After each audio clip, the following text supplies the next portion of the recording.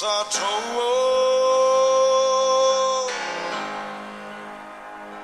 Well, I have fallen on my knees as I face the raging seas, but the anchor holds in spite of the storm. Magandang umaga po at welcome po sa ating programa, My Morning Manna with Pastor OG. Ang awitin po na inyong narinig is The Anchor Holds ni Ray Boltz sa kanyang album The Concert of a Lifetime. Without further delay, ay buksan po natin ang ating mga Biblia sa aklat po ng Ecclesiastes. Sa Tagalog po, mangangaral. No? Ecclesiastes, Psalms, Proverbs, Ecclesiastes. Ecclesiastes chapter 3, verses 14 hanggang 22. Ito pong pagkasabi sa ating salin, alam kong mamamalagi ang lahat ng ginawa ng Diyos. Wala nang kailangang idagdag, walang dapat bawasin. Gayon ang ginawa ng Diyos upang ang tao'y magkaroon ng takot sa Kanya. Lahat ng nangyayari ngayon ay nangyayari na noong una. Gayon din ang magaganap pa.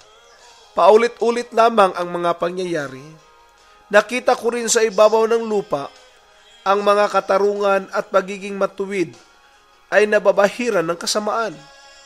Sa loob-loob ko'y hahatulan ng Diyos ang masama at ang mabuti pagkat may itinakda siyang panahon para sa lahat ng bagay. Tungkol sa tao, naisip kong sila ay sinusubok ng Diyos upang ipakilalang ang tao ay tulad lamang ng mga hayop. Ang hangganan ng tao at ng hayop ay isa, kamatayan. Iisa ang kanilang hinihinga. Ang tao ay wala ng kaibahan sa hayop, pare-parehong walang kabuluhan. Iisa ang kauuwian, lahat ay buhat sa alabok at sa alabok din uuwi. Sino ang nakatitiyak kung ang kaluluwa ng tao ay akyat sa itaas at ang kaluluwa ng hayop ay mahuhulog sa kalaliman? Kaya naisip ko na walang pinakamabuti sa tao kundi magpasasa sa kanyang pinagpagalan. Wala na siyang ibang magawa at sino ang makapagsabi sa kanya kung ano ang mangyari pagkamatay niya. Atin pong nabasa ang malalim na pagtuturo o malalim na kaalaman ni Solomon o ni Haring Solomon patungkol po sa mga bagay-bagay sa mundong ibabaw.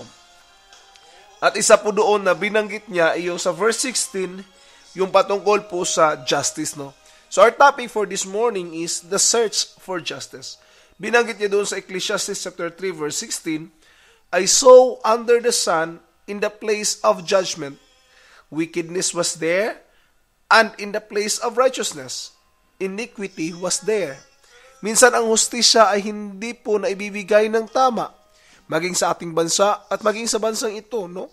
Atin pong nakikita na kung ikaw ang nagkakamali dito sa bansang ito, kahit ikaw sila ang may sala, tapos ikaw yung biktima, ang papanigan ay sila pa rin dahil bansa nila.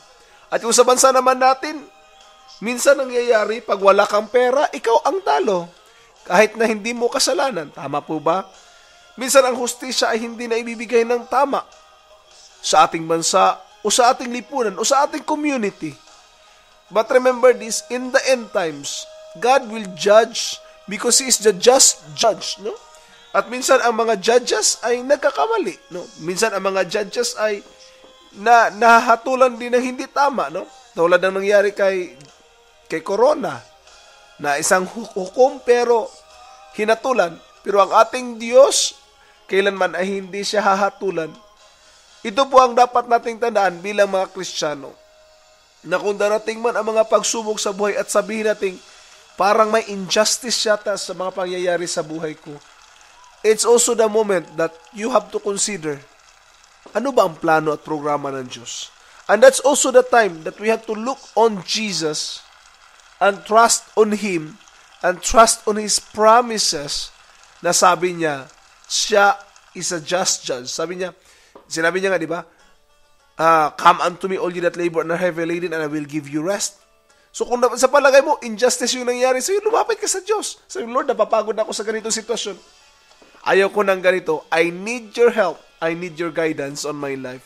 So for the search for justice, I will tell you, you can find the true justice if you will come on Jesus. Selfish, wish I didn't wring my hands night and day.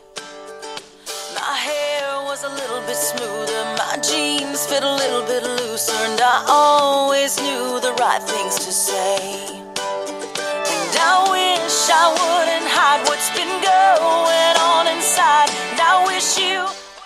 Minsan pong nagbabalik ang inyong lingkod, ang inyo pong awitin na narinig is I Wish, no, ng Point of Grace sa kanilang album How You Live. Now, let's continue with our biblical truth. Ito po ang sinabi ko sa aking biblical truth na sinulat. God remains a faithful and a just judge. He judged based on what He sees, not from the fallible human perspective. Tayo bilang tao ay naghuhusga ayon sa ating nakikita. Pero ang Diyos ay humuhusga ayon sa kanyang nakikita. Divine perspective. Not from human perspective, but from God's perspective. Kaya nga po, di po ba, may takip ang hustisya. Di ba, tinatakpan yung mata ng hustisya. Ibig sabihin, hindi niya alam yung both sides. But our God knows every side of man. Bilang tao, we are not aware. Ang judge, hindi niya alam kung ano talaga ang totoo. Kaya tinakpan yung kanyang mata, no, when He judges things. But I want to tell you that our God sees not from the human perspective, but from divine. Another point, injustice will be served accordingly in God's perfect timing. Kung may injustice man na nangyari sa buhay mo ngayon, maaring yung anak mo siguro kinuha ng asawa mo. Injustice yun, di po ba? Halimbawa, hiwalay kayo, tapos kinuha niya. Para sabihin mo, injustice naman yata. O di kaya, yung asawa mo, siya po yung nakipaghiwalay sa'yo, siya pa yung nag-file ng case against you. Injustice din yan. Maaring yung lupang nabili mo, ibininta ng kapatid mo. Ikaw yung bumili, sila yung nagbinta. Injustice din yan. But remember this, that injustice will be served accordingly in God's perfect timing. Maaari sa timing mo o sa panahon natin, sabihin mong injustice yan, but in God's perfect timing, He will judge accordingly, no? I don't know what happened to your life. I don't know what injustices you have encountered in your life. Hindi ko alam kung ano yung mga pangyayari sa buhay mo, but God knows them all. He never misses His judgment. Since He is an omniscient God, He knows everything. He doesn't have to learn them in order to know. Hindi kailangan malaman pa ng Panginoon, hindi niya na kailangan pang magtanong sa atin, no? O matutunan sa atin paano magiging tunay na hukom. Bakit? Because He's an omniscient God. He already knows them. Alam niya kung paano ito gagawin. Alam niya kung paano maging isang tunay na hukom. Last point po na gusto kong bitiwan bago ako magtapos.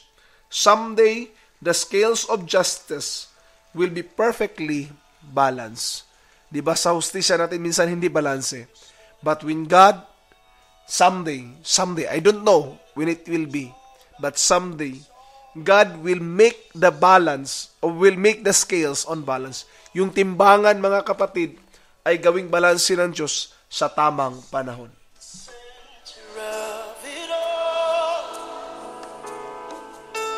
Jesus at the center of it all. From beginning to the end, it will always be, it's always been you, Jesus.